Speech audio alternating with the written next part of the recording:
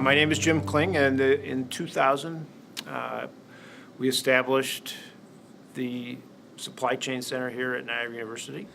The Center for Supply Chain Excellence exists primarily to provide education and knowledge to the local community. We run seminars, try to teach people, try to keep them current on the latest events, happenings, and so on. The center has been successful in doing that for over 10 years. We've had hundreds of people come through our programs, which we probably have 2 or 3 programs a year, ranging from half-day seminars to week-long certificate program series. We get all kinds of companies coming to the Center for Education. Comes to mind that companies like DuPont, Corning, Delphi, big companies. There are a lot of small ones, entrepreneurial firms.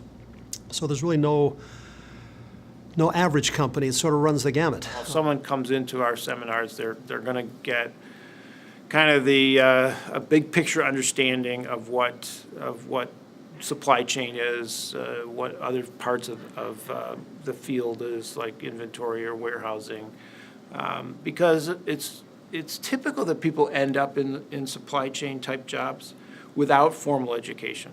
So they may have worked 10 years in a warehouse, and they want to develop their career further, but they need to have the breadth of understanding the other elements of the supply chain. That's what our program does. So we want to give them that broad-based understanding of what the supply chain is all about. What's happened is that companies have gotten used to logistics costs declining, so many of them have eliminated departments, downsized departments at the same time as costs are starting to come up, and all of a sudden now there's a big concern.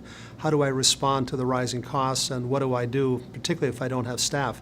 And the other correlated piece is the international, that we're trying to double exports out of the United States. Companies would like to participate but are wondering, how do I get in on the action? What does it mean for me? How do I comply with the law? What kinds of documents do I need? How do I get started? Supply chain management cannot really be outsourced in the sense